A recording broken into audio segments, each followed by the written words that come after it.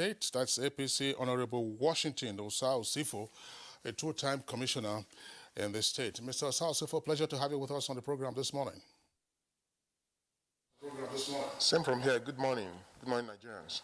All right, and we equally have here in the Benin studio John Babatunde Kokumo, MNI, the Commissioner of Police, Edo State. Honorable Commissioner, you're welcome. Thank you very much for inviting me. Good morning.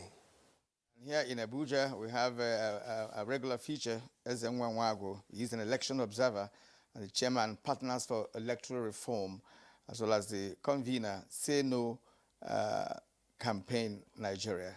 You're welcome. My pleasure. Thank you.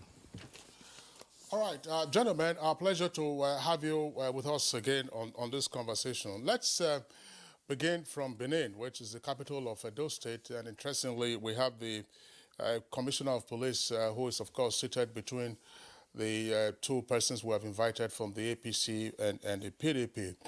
Commissioner of Police, against the background of reported instances of violence, of course, the most prominent being the clash of supporters at the entrance to the palace of the Oba Benin last month, and the alleged destruction of billboards and other campaign materials, plus assault against persons who are said to be either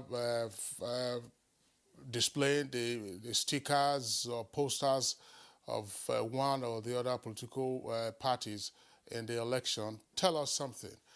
Is all still correct ahead of the Edo elections coming up next month?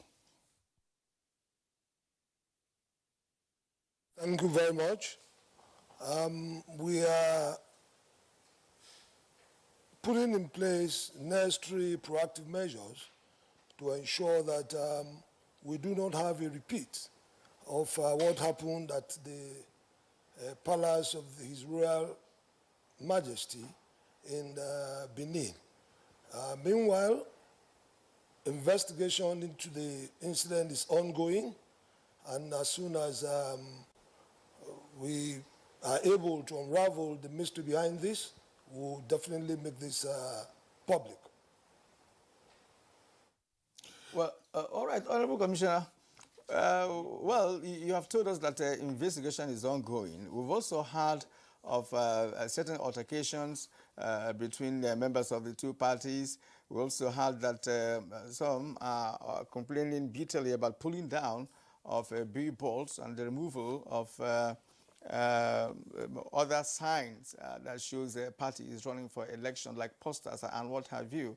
Are you also investigating that? But from your experience as a Commissioner of Police in that state, how are you planning to contain the two parties, the followers of the two parties, who are usually the people that start all these fracas?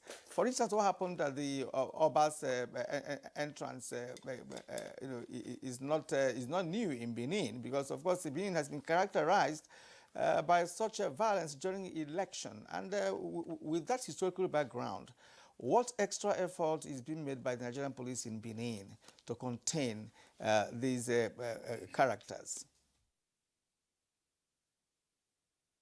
Thank you very much. We have actually embarked on advocacy, bringing in all the stakeholders and ensuring that we drive in the need for us to have a violent-free elections. And beyond that, we've equally improved on police visibility as a proactive measure so that the police will be able to nip in bud possible violence. And also beyond that, we have this police visibility at different levels. We have it at the level of the wards, we have it at the level of the local government, and it cascades upwards to the level of the state. Okay, CP Kokumo, thank you very much. We'll return to you in the course of the conversation. But let's also bring in now the two gentlemen who are beside you there, Mr. Chris Naihare, as well as Washington Osao-Sifo. First with Chris Naihare. I mean, for outsiders who are observing the Edo governorship election, the threat of violence is something that doesn't appear to bode well for the smooth conduct of the elections coming up in just about 7 weeks.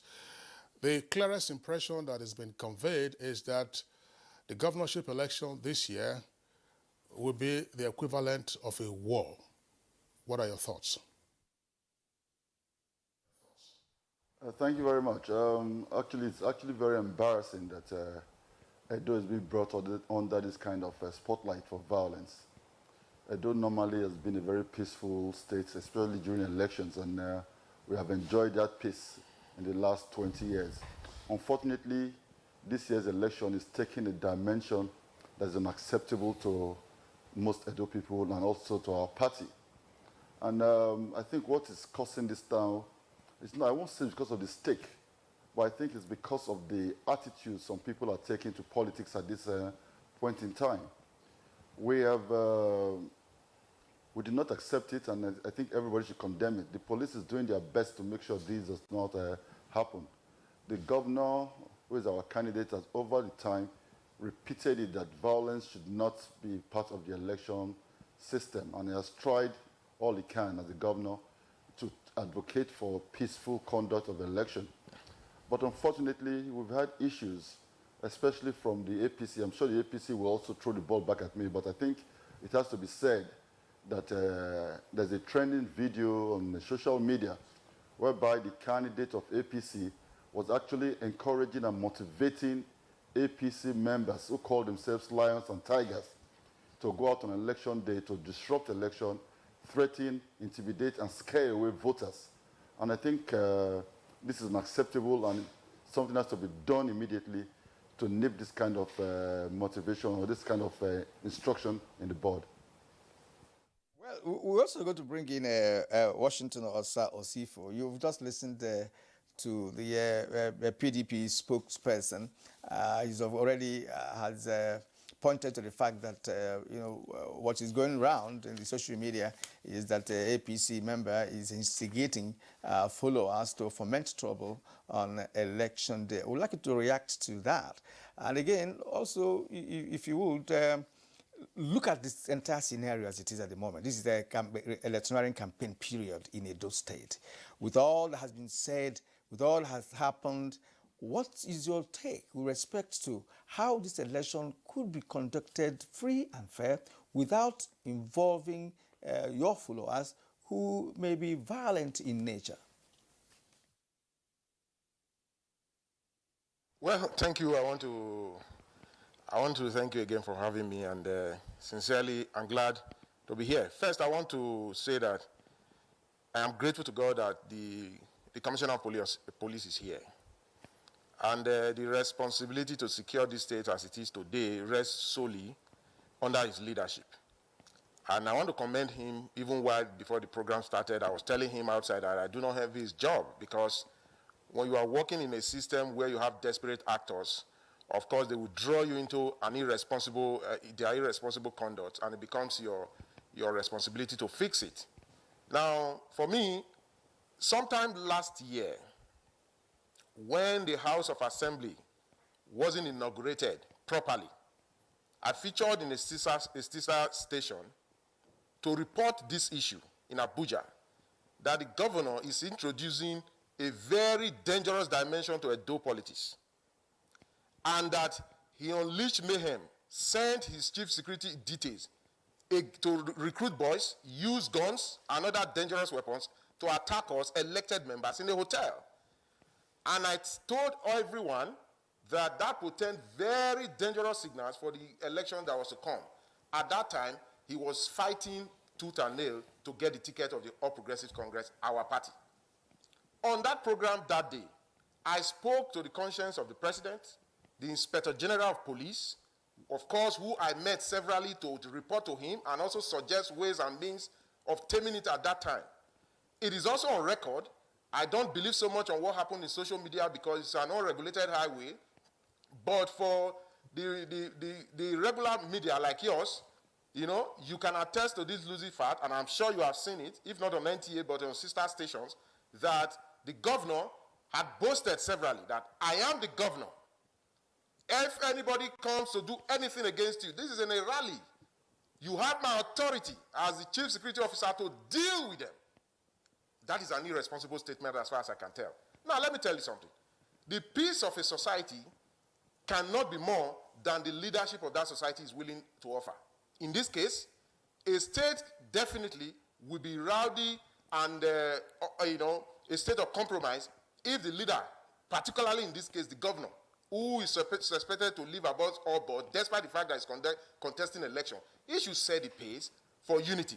He should set the pace for people to know that his ambition to become the governor again is not worth the blood of anybody. If he goes on a radical mission, like I was telling the CP before we came, I said, look, if you give this platform for your supporters to think that they are supporting you, they will hide under it to do heinous crimes, including armed robbery, kidnapping, and all manners of things. Courtism will take its rise to the highest tone and all of that. So that is what we are saying today. Now, talking about what happened in the palace. Is it not even embarrassing that we are discussing what happened in the palace of our revered Oba? Our Oba is a very peaceful man. On that day, members of political parties were going to different locations. And in going to different locations, they met at a point. Just as my brother lucidly alluded to, that Edo has been a very peaceful state. And I disagree with your feature, that Edo is known for violence when it comes to politics. That is not true. Rather, I want to stay with my brother Nehai here. Edo is always a very peaceful place. And I can assure you that even this election, it will also be peaceful. But my fear and worry was that when PDP was peaceful until the governor joined. This crisis started between APC and APC, spearheaded by the governor.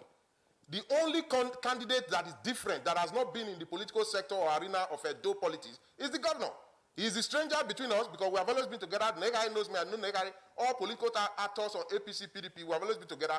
Crime, criminality, violence, excessive use of force was never in our agenda in winning election. We have always gone out to preach to people, sell our manifestos. If they accept, fine. If they do not accept, then it shows on election day. That has always been it. But the singular element, I am a student of politics. And analyzing the stake is also my training. Now you have to identify the singular personality who was not there when there was peace. The singular personality in this case who was not there is Godwin Obaseki, the governor of Edo. Today he has come. He has brought a new dimension that is alien to our political family. And that is why we are seeing what we are seeing. I commended and also recommended to the CP outside that CP, please, no matter the height of anybody, please don't say this is the governor and this is not the governor. Feel free to use the law and use your position to deal with anybody who would want to stand on the head of justice and stand on the head of democracy. All right. Thank you very much, Washington Osifo. But, gentlemen, we know that, of course, this is a very challenging time for particularly the leading contestants in the election. But as much as possible, we will refrain from making allegations against particular individuals who are not immediately available to respond to those allegations that have been made. But your points are noted. Let's very quickly bring in now Ezenwa Nwangu. Ezenwa Nwangu, a veteran of election observation, and Edo, of course, is already on your radar, along with Ondo. Very little is being heard about Ondo, except for the fact that they are trying to sort out who their candidates are, and they are virtually through with that process now. But what is your reading of the lead up to the Edo governorship election next month? Well, I actually just returned from Edo, and incidentally, we were privileged to meet with the Commissioner of Police, John Kukumo, who is there now. So my first approach would be that there's a stirring of the water to get the fish. You know, politicians in their characteristics manner would naturally, election being a competitive enterprise, will throw everything they have into getting the trophy. But the important aspect of this process is that there are regulators. There are people who should regulate and rein in behavior and misbehavior in this enterprise. So in the election stakeholdership, of course, INEC should take a more deeper look at processes, pre-election processes.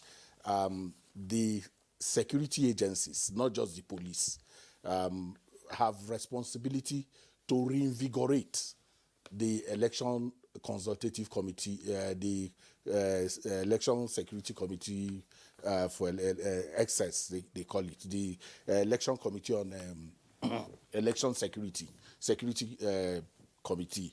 They should reinvigorate that process in a way that intelligence is shared early. Because the police is the leading agency for security, but there are other people who play very pivotal role in ensuring that there is people behave themselves. There is nothing you can do with the two gentlemen in that studio in a way that they will not market themselves. And Edo, if you remember in 2016, you always have this election risk analysis that puts Edo in very serious red. But the actual play within Edo itself, does not support most of that, because at the end of the day, you will see that the election in most parts will go very peacefully. So my call is that the regulators, and in this particular case, the security agents, must not continue to behave as if murder during election period is not murder. Because we have an attitude to elections where assault is passed away as is election period. If there are people who caused mayhem in any part of the state, whether it is during election or before election, there are laws that deal with that. So to say, oh, we are investigating, is that attitude that is, it happened during election. Because otherwise, there is no reason why people should not be currently cooling their heels in the police station or even being arraigned in court. So the time lag between when that event happened and the investigation period shows you our attitude to electoral crimes and electoral offenses. And we must rethink that. And it, like I said, it's not just the police. The departments of state security have responsibility to work together in this election security committee and make sure that they are able to pass intelligence in a way that regulates these people. What is the challenge in Nigeria? This challenge in Nigeria is that we had 2019 election. We had crisis in many states. As we speak today, there is nobody that is in court. The police said they had 2,000 cases. Eventually, they gave INEC only 12 files. And as we speak now, not even the 12 files have been prosecuted. So we have a very funny attitude to election and election crime. And even the law. The law is safe, is a wrist on the palm in terms of how we deal with crimes during election. And it's not just for 2019. 2015, the Sheikh Lemu Committee on Electoral Violence produced a report. As we speak today, white paper has been produced, nobody has been prosecuted. So until we change our attitude, the politicians will begin to think that they can get scot-free. And once people have a feeling that there is no deterrent, then the incentive to commit a crime will be higher. But for Edo, we need to factor in the traditional rulers. The traditional institution, the moral institutions will need to come in at this time to take leadership in terms of the conversation around peace. And why do I say that? They are respected. They have prestige. If they begin to really play roles, not just courtesy visit of, getting blessings and all of those things, but coming out in churches, in mosques, in traditional areas and saying, look, we want you to understand that at the end of all of this, the Edo people will have a life to live after now. And I think that is the moral institutions that will need to come in. The civil society organizations themselves must lift themselves above the sentiments of the politicians. Because what is happening is that people hide under one finger, whereas they pretend that they are neutral. You see that through their social media commentaries, you find out that they are partisan, they are implicated, really. And their ability to then lift themselves above the shenanigans of the politicians become very difficult. So the civil society actors in Edo, the civil society actors in the country who are interested in the Edo election must be. Then the media, the narrative also, the kind of narrative that we put out can be an incentive for crisis. What do I mean by that? If you've done a media content analysis of the things that are playing out in Edo, you will see people talking about who is strong. We use that language and say, this person, this particular person is very strong. He has capacity for this and that. We need to neutralize all of that, because our bigger job as media and civil society is to inspire confidence in the electorate and let them know that they own this process. Politicians... Yeah, sorry, clarify this. When you refer to the media, are you referring to the traditional media or the unregulated social media largely? If you listen to radio, what I do when I travel is that I make sure that you listen to radio commentaries within what you call, what do you call them, popular programs. Yeah, well, unfortunately, I'm sorry to leap in here.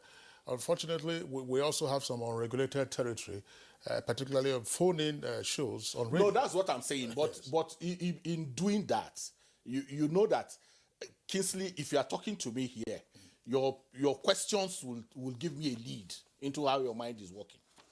And it's important that we're able to drive in that those who mold opinion, those who have responsibility as gatekeepers of information must be able to distill and understand that they have a bigger role to ensure that we rein in. The politicians are in a competitive enterprise.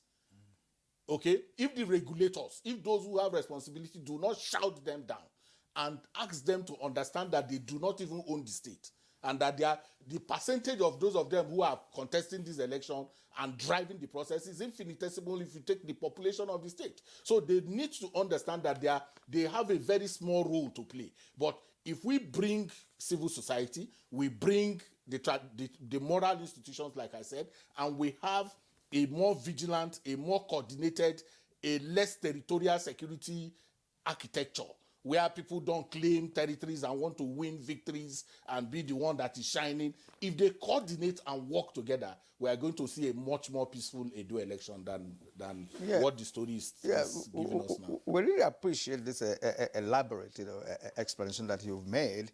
That goes to show that you have carefully studied the Edo scenario, especially when election is just by the corner. One of the issues you raised is the issue of civil society and traditional institutions being co-opted in ensuring that the atmosphere is heavily diluted, before the election proper. And I'm happy that the two gentlemen who are representing the two parties in Edo State listened to what Ezemanwago had to say, because that touches really on the fabric of your existence as a political party and your participation in an election. But right now I want to bring in the Commissioner of Police. Commissioner of Police, I still believe that you engaged in intelligence gathering. You also believe in traditional institutions and the civil society. From what everyone has said, it does appear that if all these institutions are not co-opted in ensuring security in Edo State, there's going to be a problem. Now, what is your plans? What is the template that you have, to ensure that all institutions that are concerned about this election, whether political or apolitical, are involved in ensuring that we're going to have a hitch-free, a violence-free election in Edo State? If you don't have a template yet, do you intend to do that in the nearest future? Because, of course, we have about 7 weeks away to the election. Thank you very much. Currently, the Inspector General of Police, IGP Abubakar Adamu, had actually put in place the community policing project. And the essence of the community policing project is for every police command to have representatives of various communities participating in policing their own affairs. So in this project, we have the traditional rulers playing very, very important role in policing the environment. All members of the society, the various interest groups are represented, and this, of course, remained a veritable source of intel to the police. So we are not leaving the communities out of it. We are not leaving the traditional rulers out of it. We are engaging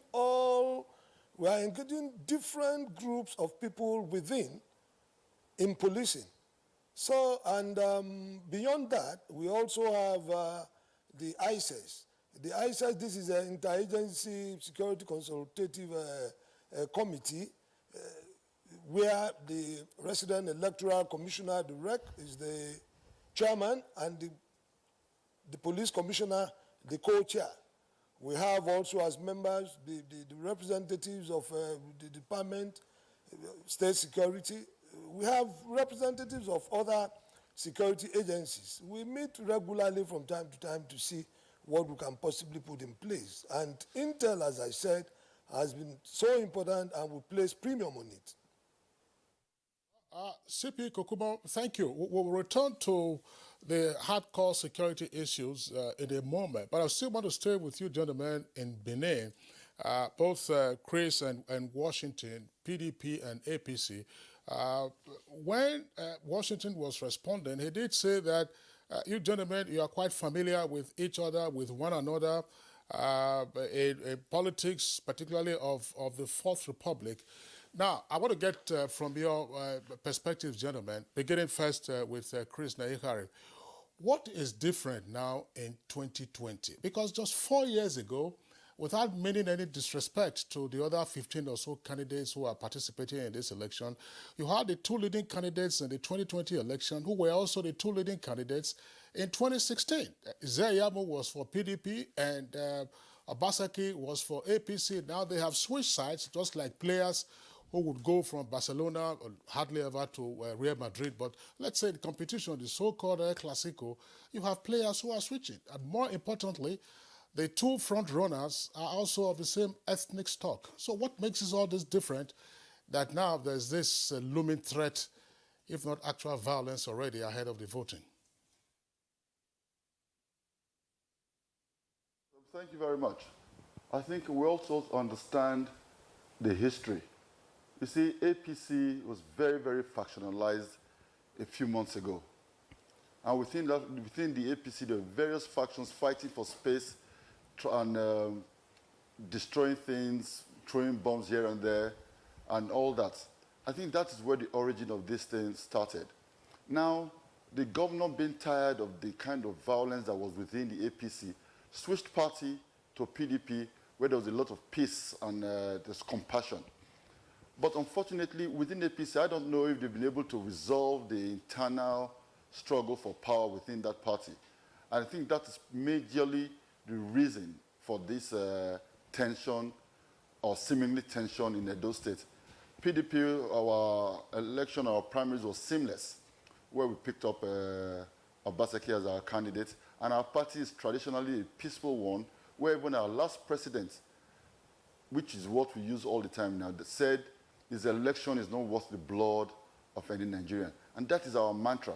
We've always operated and talked along those terms, and it's something we instill on all our supporters, both the youths, women, and men. So we find it very disheartening that at this time again, there's a lot of tension that is unnecessary. I think this tension actually began when the video which my brother dismissed a few minutes ago, when that video was released, where a candidate of the APC visited some youths who described themselves as lions and tigers. And in that video, it told them clearly on video, and everybody's aware of that, and I've seen that, that some of you are so dangerous that even from moving from unit to unit, you can move from ward to ward and even to local government. And the question we ask is to do what? On election day, there's supposed to be restriction of movement. You are supposed to remain where you are voting. But you see a leading candidate encouraging people to go and disrupt the election. And the aim and essence of that was to instill fear on Edo people, to instill that violence was imminent so that they don't come out to vote on that day. But our governor, Governor Obaseki, and our party Our advocacy is that everybody should come out, and we have an implicit confidence in the police and the security agencies to maintain peace and order on election day. We want these people to come out to vote. We want them to be able to vote freely without intimidation, without fear. And that is the essence of government. And the government is providing such conditions and such cover to telling people that you are safe in Edo State. We believe that the elections, like Ezenwa said, will be not as violent as they portends right now. But we cannot take it for granted. We have to work very hard to make sure everything is done in a peaceful and orderly manner.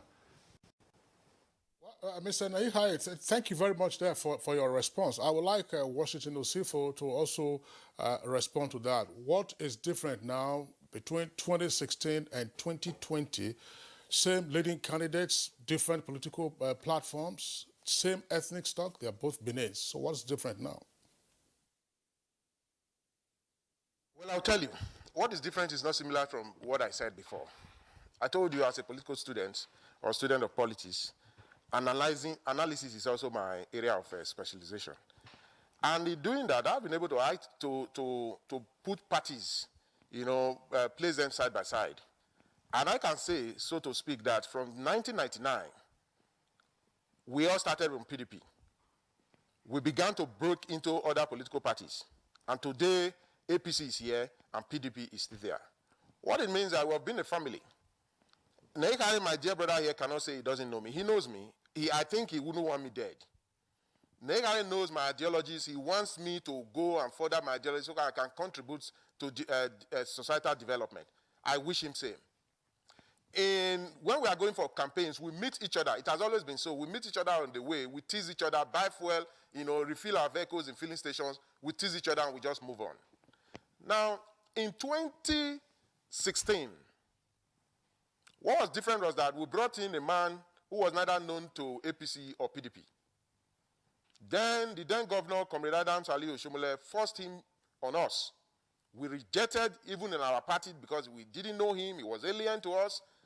And we also suggested that as an alien man who knew nothing about the environment and a political family, there is the possibility that it was going to be a danger, and make us an endangered species as political parties and players of politics. But that came to bear. Immediately he was sworn in. Now, because he was not in charge, that was why that election was peaceful.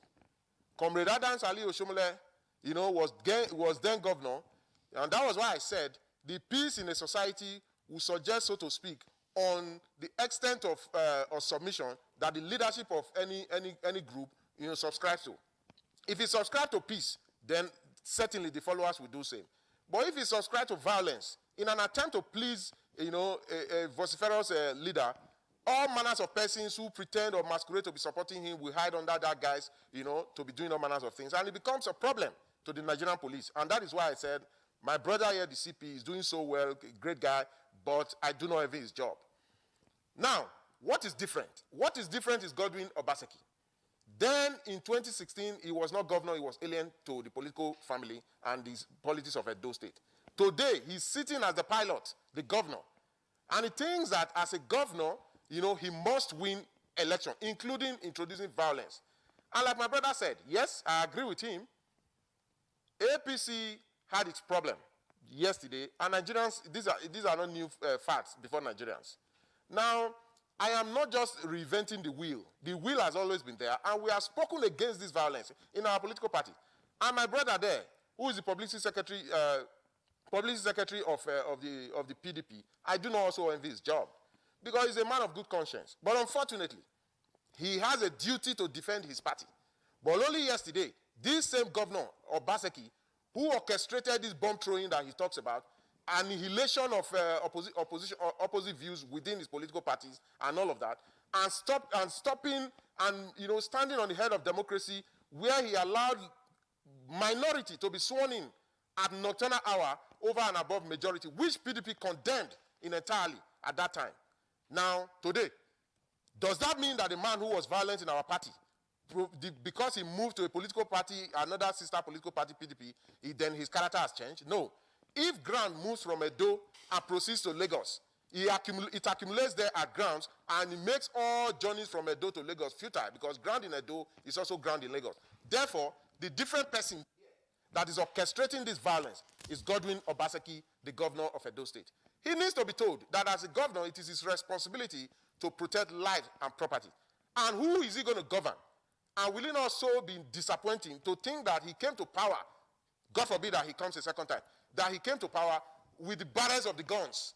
And what he must know, that I've always discussed with political security chiefs, is that when you buy guns and other dangerous weapons for supporters to support you win election, the truth is that when you get there, you will be the first to close your doors against them because you know the bad ones, and you will not want the bad ones around you. But you have used them, and the goodbye or package that you have given to them are the weapons you gave to them.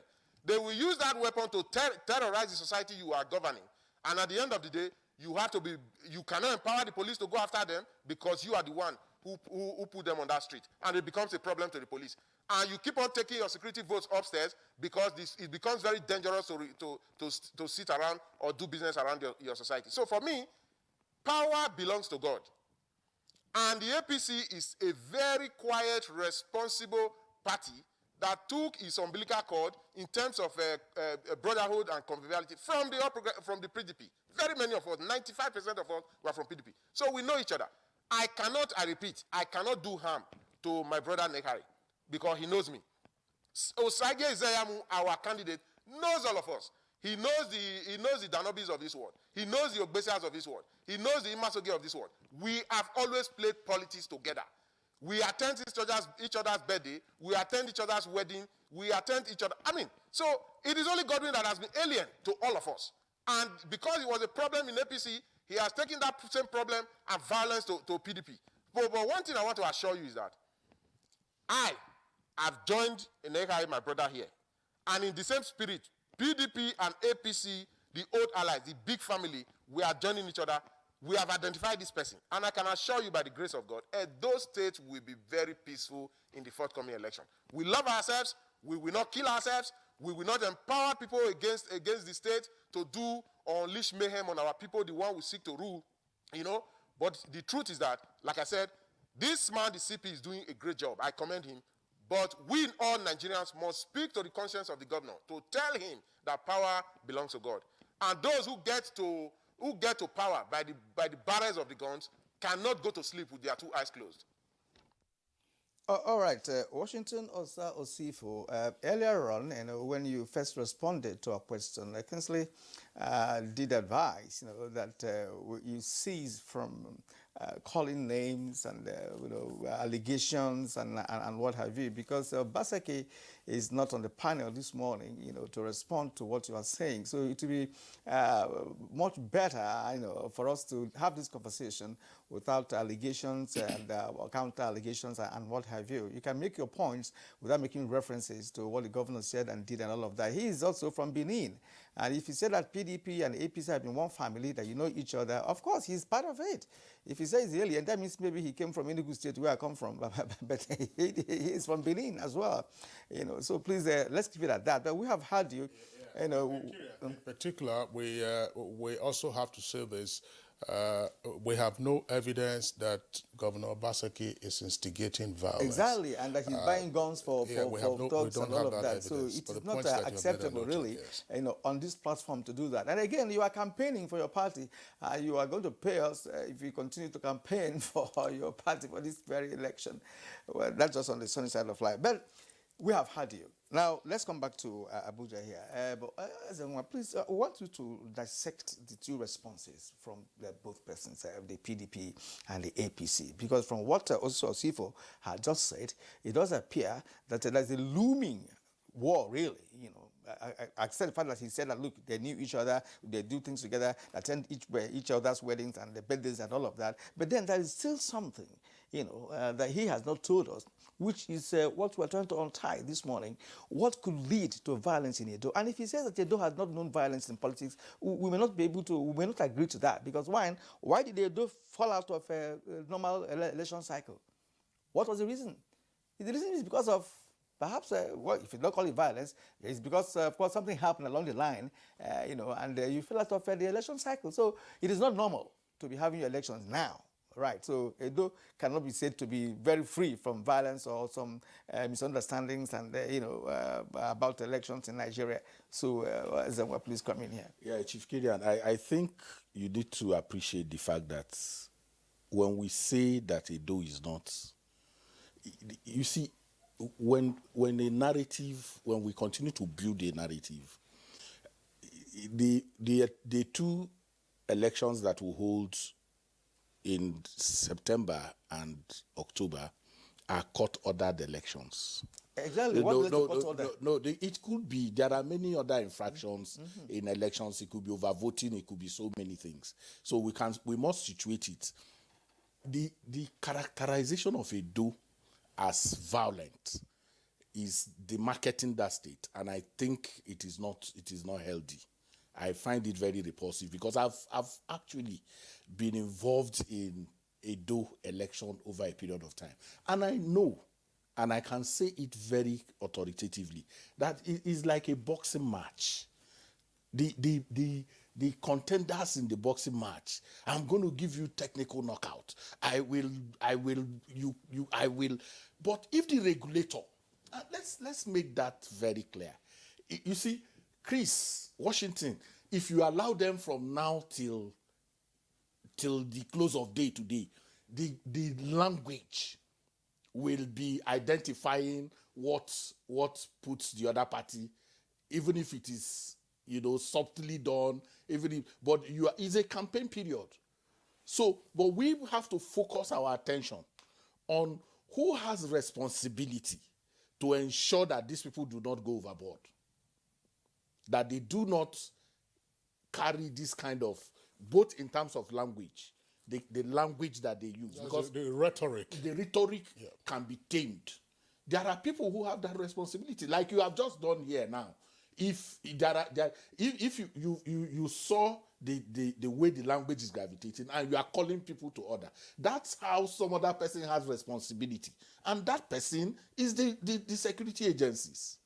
They have enormous role to play. And I'm situating what I've identified or we've identified as a problem as what kind of attitude does everyone in Nigeria have towards election? If I live here now and somebody slaps me, I will take the person to the police. The police will act immediately. But if there was an election here, they say, I beg, what is that? Is this PDP, APC people, I beg. Both the police, everybody is infused in that mindset. But if we begin to treat crime, every crime, and I mean it, every crime, no matter what time that crime is committed, because all that is playing, if you can find libel in this now. In the conversation, there is libel. You can know what I'm saying is that you can identify libel, you can identify whatever. If the person who has issues says, "Look, you have libel, you have assassinated my character," and go to the police, and police arrest somebody, the next time when people come to talk, they will talk with a lot of circumspection.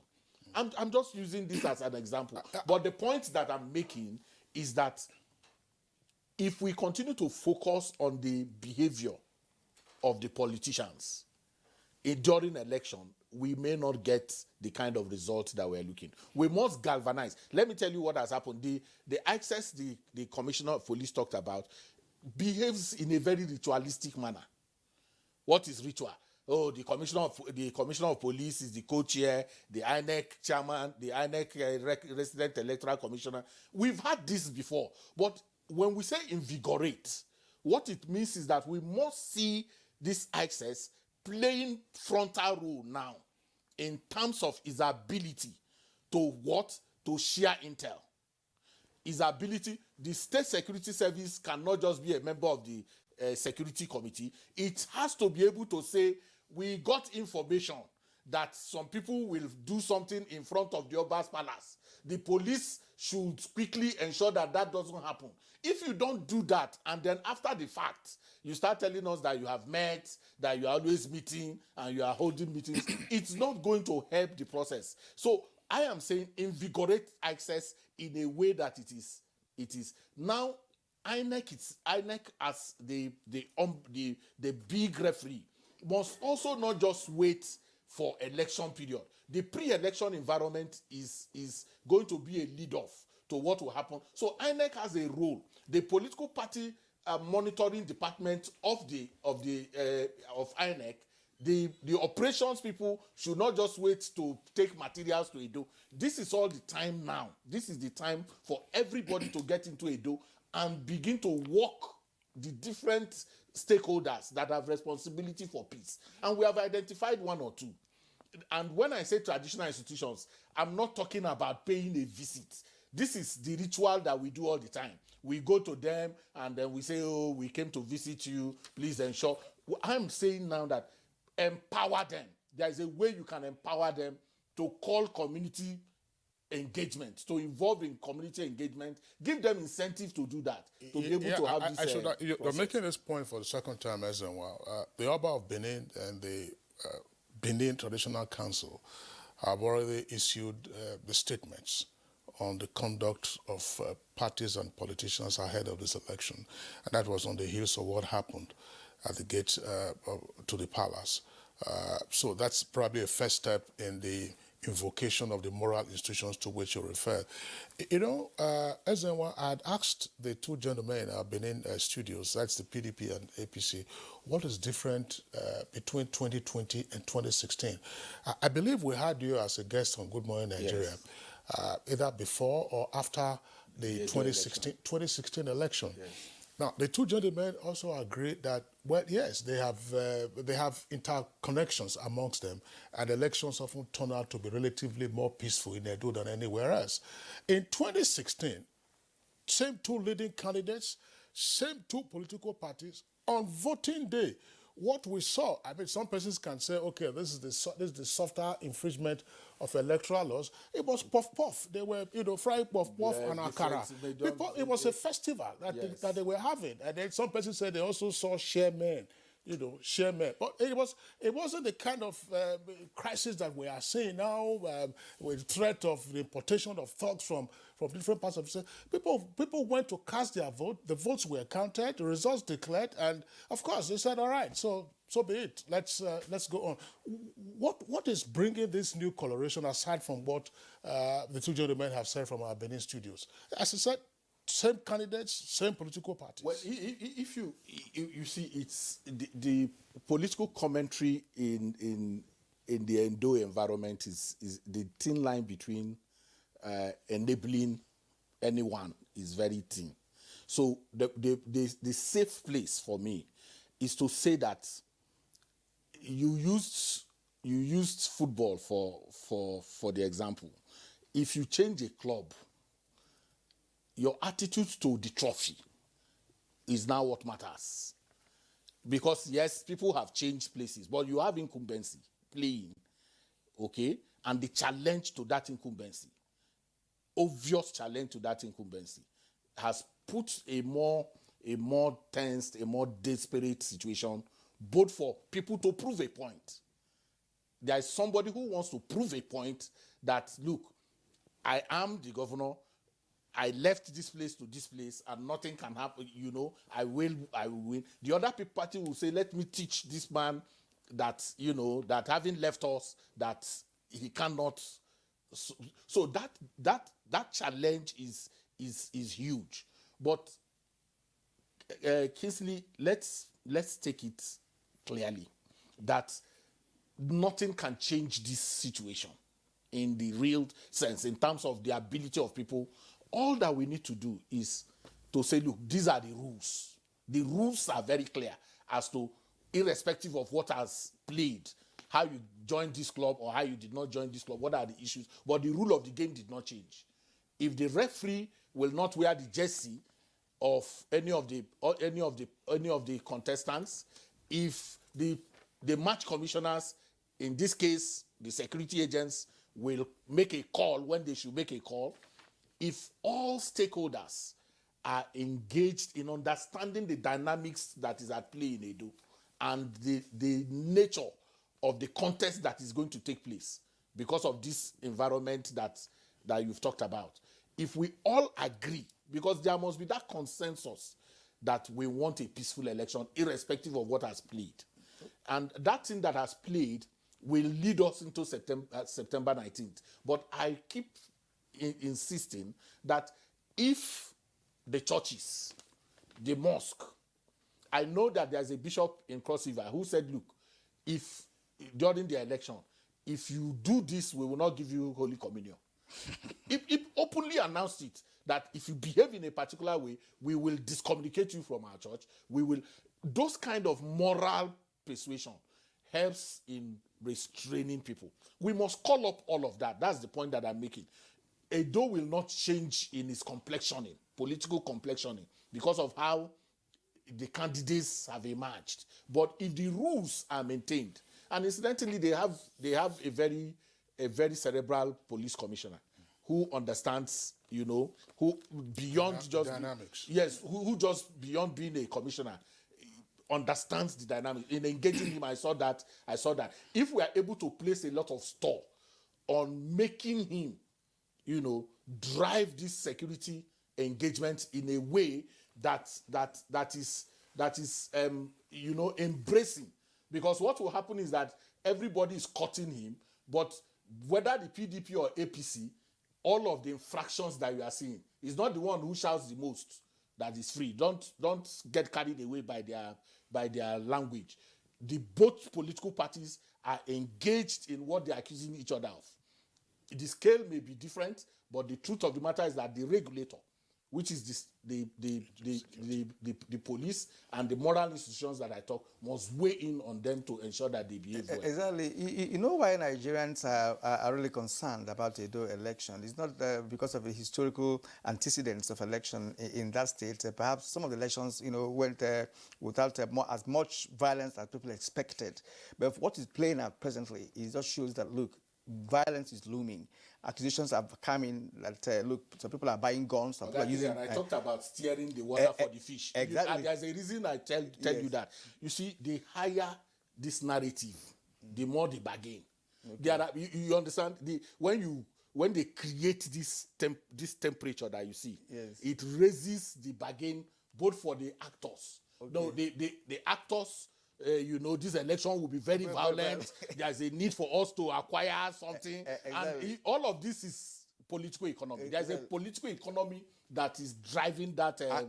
And what should be looking at, all of us should be looking at presently, is, of course, the level of commitment of both parties to have this election peacefully. That's just what we're talking about. Civilized in Edo State. That's what we're preaching about. But, well, we're going to take a short break now. When we come back, we will return to Benin to talk to the two reps of the two political parties, in Edo State. Of course, to respond to other questions that we're going to ask with respect to finding out, whether they are really prepared to have a peaceful election in that state. This is Good Morning Nigeria on the network service of the NTA. We'll take a short break now. When we return, we will continue with the conversation. As a strong immune system increases the chances of victims surviving COVID-19, a corruption-free society creates opportunities for citizens to thrive and prosper. Build your immunity. Stop corruption now. Report all acts of corruption to ICPC on this toll-free number 0800 22 55 4272. This message is brought to you by ICPC and NTA. We have observed the lockdown. We have practiced the measures in order to curb the spread of the virus, but we can do better. The coronavirus spread is increasing daily, and only together can we cut down the numbers and defeat the spread of the virus. Remember, COVID-19 is not a death sentence, and a recovered patient cannot spread the disease. Do not stigmatize. Do not hesitate to report any case, or if you have come in contact with anybody that has been infected with COVID-19. If you have cough and fever, please stay at home and call your state hotline. Find state numbers at www.covid19.ncdc.gov.ng. Remember, it is for your own good and for the good of every Nigerian. Let us do better and defeat the virus. Together, we can do this. This message is brought to you by the Nigerian Television Authority, NTA, Africa's largest television network. All right, you're watching Good Morning Nigeria live on the network service of the Nigerian Television Authority. Now, Kira, before we went on that short break, you said you were going to ask our guest in Benin some questions. I just wanted to reference the soccer analogy that SN1 referred to. Earlier, we're talking about the El Clasico, usually Barcelona and Real Madrid. There is actually perhaps a more apt example to give, even in Edo State. The gentleman there, Washington and Chris, I wouldn't know whether you were a soccer enthusiast, but we used to have two rival clubs in Benin, Bendel Insurance and New Nigeria Bank. Very rarely did New Nigeria Bank defeat Bendel Insurance. And we used to say then that if you changed all the players, brought them from Bendel Insurance to New Nigeria Bank, and brought New Nigeria Bank to Bendel Insurance, New Nigeria Bank cannot defeat Bendel Insurance. And there was a great player for Bendel Insurance. His name was Peter Igarewa. He was a striker. He actually scored a goal against Enugu Rangers in the FA Cup of 1978. That goal destroyed Enugu Rangers, by the way. That's Kyria. You also had your rival. Kyria. No, it's Peter. Everybody knows. What about the one they just scored against them? No, it was 3-0. Rangers didn't score on that occasion. It was 3-0. Kyria, I'm sure. It's 3-0. Peter Igarewa and Harry Ogboy. They destroyed the Enugu Rangers on that particular occasion. So Peter Igarewa left Bendel Insurance and went to New Nigeria Bank. So one match they played at Ogbe Stadium, I wasn't there, I read the report. The headline at the back page of the Nigerian Observer was, Chief, they put Chief in quotes, Chief Igarewa sinks insurance. Bendel Insurance supporters were all crestfallen. So maybe that's the analogy that is played out in Edo State. Carry on.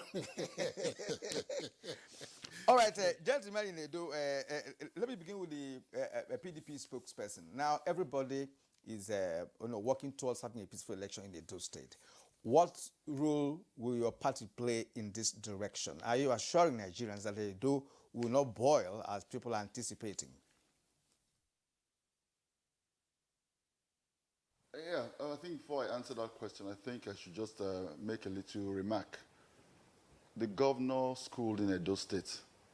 The governor is one of us. He's been here, and he attends, even when he was in APC, when he was serving as the chairman of economic team.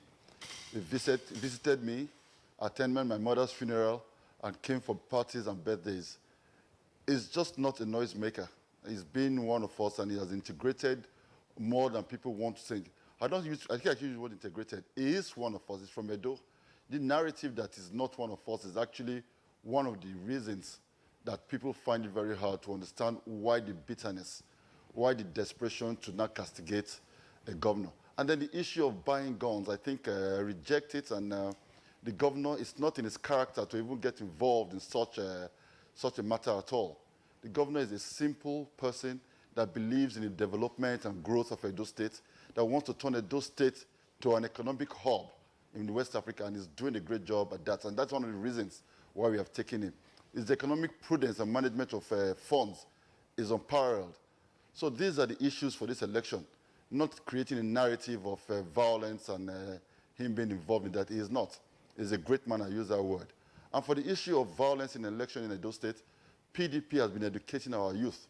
And that is one of the reasons why the government is building an education system where the youths are trained in such a way that this issue of thuggism is not in their vocabulary. Training them to make sure that for the future, letting them know that the education is the cornerstone of the future, and building up a system whereby everybody is well taken care of. We are not involved and will never be involved in anything that will be violent during an election. We believe in one man, one vote. We believe in letting people choose and have a choice to choose who governs them. We are not going to impose anybody on them, and Edo people do not want to be imposed upon. That is the issue. From the PDP angle and from the angle of the state governor, Edo State will be peaceful.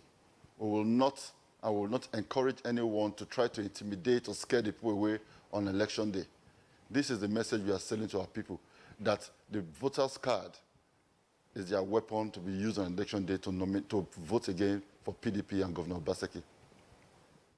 Washington Osa Osifo, let's hear from you with respect to what your party intends to do to ensure that Edo will have a peaceful election in September. First, permit me to try to put the record straight. Kirian, I listened to you when you try to put before us that the reason why violence was probably responsible for the reason why Edo election is not in the normal circle. Yes, my brother responded to that, but you must know that Edo conducted election in 2007, 2008. The matter went to court, and the other political party, as it then was, the ACN, won.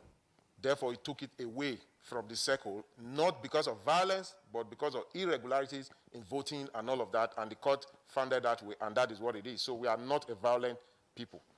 But let me also say that I want to commend the crew there for that what looks like a forensic analysis. I think talking about the football and all of that, on the lighter note, it brought some sigh of relief on all of us, and we also laughed. But the major problem we have in this country, that is also playing out this morning, I want to tell you, is the inability to have the courage to speak truth to power, irrespective of the political party you belong to. If we as a people begin to thrive on this insincerity to our people, where you castigate a man in position simply because he's not in your political party, the moment he crosses over, he's baptized, and it becomes good, then it's a problem. The PDP, before Godwin Obaseki moved from APC to PDP only yesterday, were, avowed critics of Godwin Obaseki. And I can tell you, one of the things they criticized, which my brother here as the spokesman of PDP was noted for, both on prints and electronics, was that the man was not doing well as a governor. Now, it is on record, and I'm particularly disturbed this morning, that because he has crossed to the PDP, then just in a few days, he now knows Godwin Obaseki in different ways, different from what he said against him for 3.5 years. For me, I find that a society that wants to move forward should not behave that way. We are leaders, and we must be responsible to speak truth to power.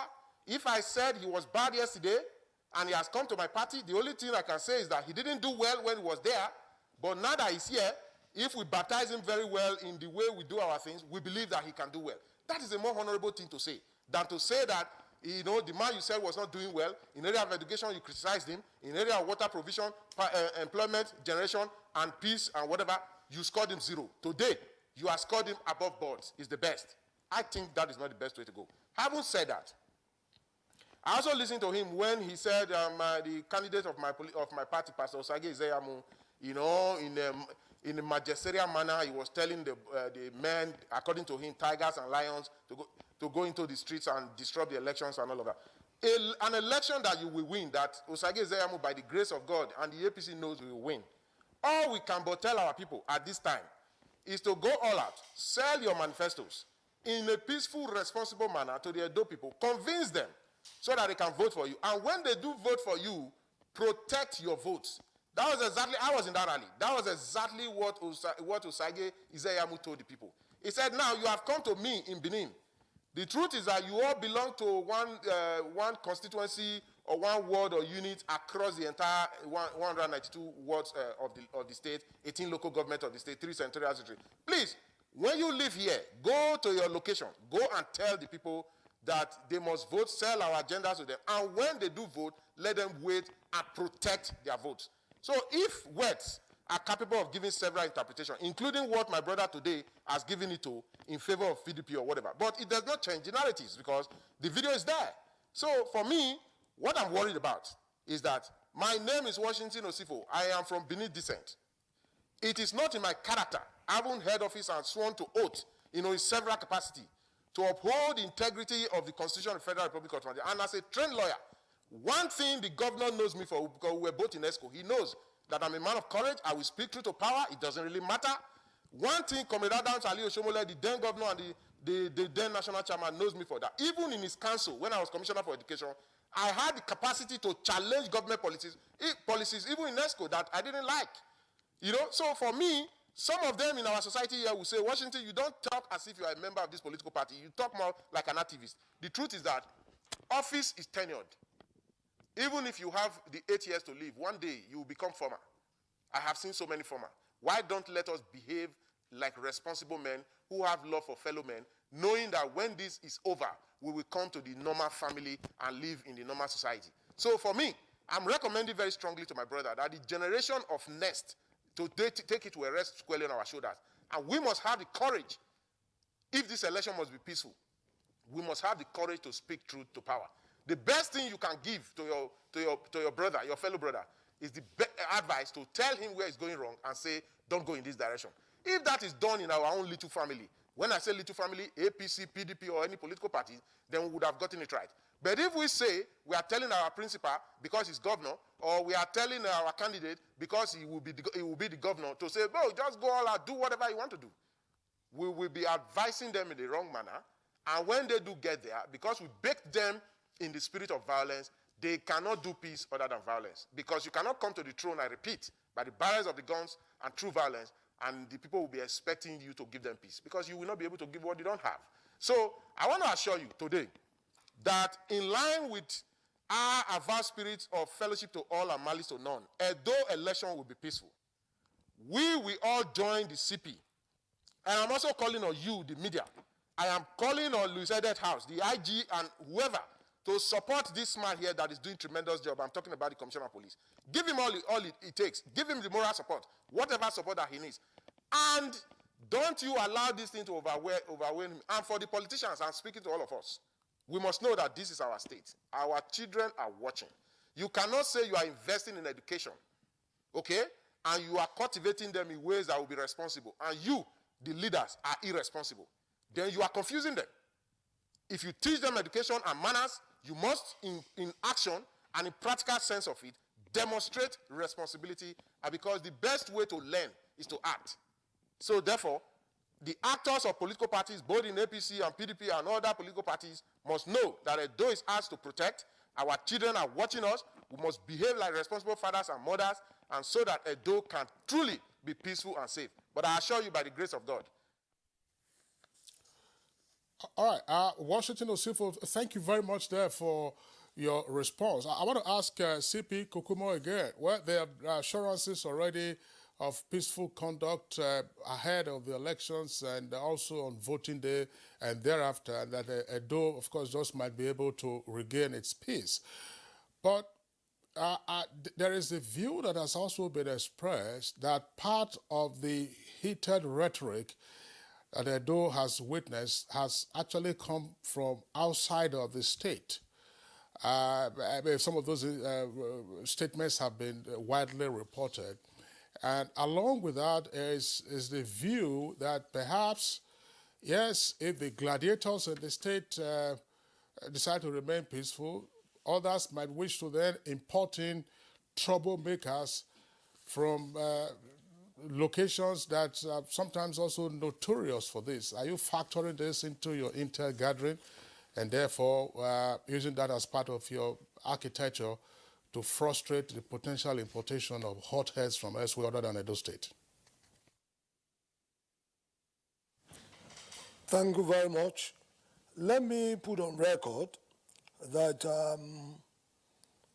the various security agencies we have in Edo State, there is this cooperation, synergy and cooperation amongst all the security agencies.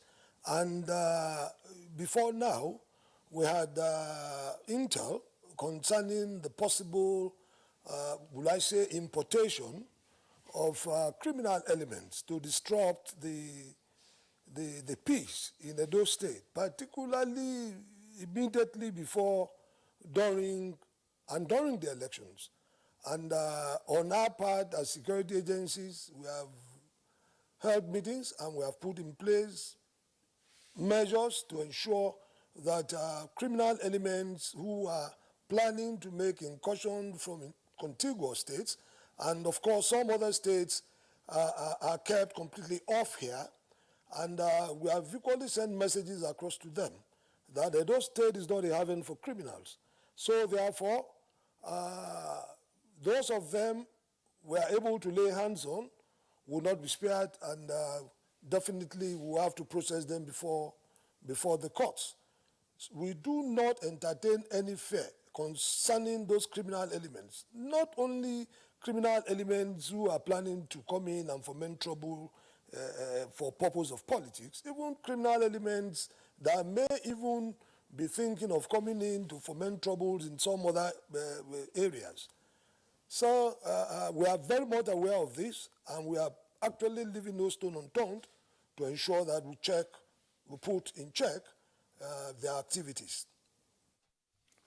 Okay, we actually would like you to put it in check, as you said. It's very important because importing persons from outside the door for this election will be counterproductive. May I, before I bring in Ezenwawagu, inform Osifo that I did not really mean that it was because of violence that you fell out of election cycle. There are other infractions as well. We also agree that, generally in Nigeria, elections are relatively, engulfed in violence of some sort, right? So I want to appreciate your comment too on that. Now, back here, let's bring in Ezenwa Mwago. Ezenwa, as your final thought on this conversation, now look at the entire contributions of all the guests, and of course, lead us into what is likely going to play out in this election in Edo State. Thank you very much. I'm not thinking of what will play out. I will think of what needs to be done. We need to wear out the politicians. And the way to wear them out so that they don't have too much time for incendiary rhetoric is to make this issue-based. How do you make it issue-based? The Nigerian Union of Journalists, the Nigerian Medical Association, professional organizations should begin to arrange town halls. NUT. The school situation is this now. Mr. Governors, you are interested in running for office, please come tell us, this is the state of education. What will you do? 1, 2, 3, 4 things in the next 4 years. NMA, this is the state of health in Edo State. We want you to do X, Y, Z. If these town halls are populated in a way that these candidates, 18 of them or thereabout, can comfortably every time be focused on talking about what they will do, and then there is some kind of follow up on that by these associations and groups. We are going to wear them out in a way that the incendiary rhetorics will come down. But the challenge is that we are all aloof. We are aloof. Our analysis of the election is not programmatic. There is no charter of demand. There is no citizen charter of demand. We allow them to dictate the narrative. They are the one to dictate when they are going to talk, what they are going to say, and how they are going to say it. But we can reverse that now by getting these associations to say, look, on so and so day, Mr. Governors, not just the debate, not the ritualistic debate, but town hall meetings where it can be engaging and you can distill out something for which you can track them when they... We talk about holding people accountable. If you didn't give a man an assignment, you cannot hold him accountable. Let's begin to give assignments to the politicians. The template to prefer now is just for Edo State or, generally for Nigerian This election. is my attitude too. We are just aloof. We are not interested. Yeah, exactly. We don't care. We allow the politicians to be the one driving all the narrative. But these associations exist and they bemoan the state of things. And they're not playing active role. We are not. We think it is for politicians. But just conceptual. Think about it. That NUT, who are on the ground in terms of primary education in the state, will call the governor and call all the governorship aspirants in the state and say, this is what we want you to do. Will they respond to the call? That's another thing. They can't be made to respond to the call. That's an interesting point that Ezenwa has made, but sometimes you also have to look at the composition of a number of these otherwise valuable pressure groups. Some of them, of course, rely on sustenance. And again, exactly from the government, from the I'm not saying from the government, but rely on sustenance from certain sources. And therefore, but it's a point that can be interrogated. Yes. And assuming the local chapter is weakened, then the national umbrella body can then weigh in and use the instrumentality. But it's a key point to get away with the issues. There are no two ways about it. Most of those associations depend on government to survive. So calling on government, the resources is not that of the individual. Yes. When you say government, if you buy a bus for NUT, NUT. or you provide their leadership with they have membership institutional dues. support. They have membership No, dues, you yeah. provide them institutional support. That is not They anything. won't be able to talk. I was No, in you NUJ, must it's be able level. to talk. You must be able to talk. All right, Ezenwa, thank you very much indeed. Actually, some of us who participated in NUJ will tell that when the governor gives you a boss, of course, you don't have a say when it comes to interrogating his actions. I'm telling you, to be honest with you. Convert that boss into a trusted service. All right, Kingsley, we have actually come to the end of this program, and it's time for us to now appreciate our guests, who made it possible for us to have a good and healthy conversation on the issue of the election that will take place in September. Chris Nehekare, spokesman, People's Democratic Party of Nigeria, Edo State, we thank you so much for being part of this conversation. And again, Washington Osa Osifo of the APC, we also appreciate your comments, and we're advising that you will take it easy and get the election done violence-free. Thank you indeed. And Commissioner of Police in the state, we'd also like to appreciate you for being part of our program. That's John Babatunde Kokumo. We thank you indeed for your contributions this morning. And Ezenwa Wago, who's a regular on our show, we appreciate your being here, and thank you for your insights, especially with the last comment you made. It's very interesting, and Kingsley said it can be interrogated. All right, on that note, we'd like to appreciate all our viewers for tuning in. The program returns tomorrow, same time, 7 in the morning. Stay safe, be well. I'm Kingsley Usadolo. I am Kirian Umayo. You have a great day.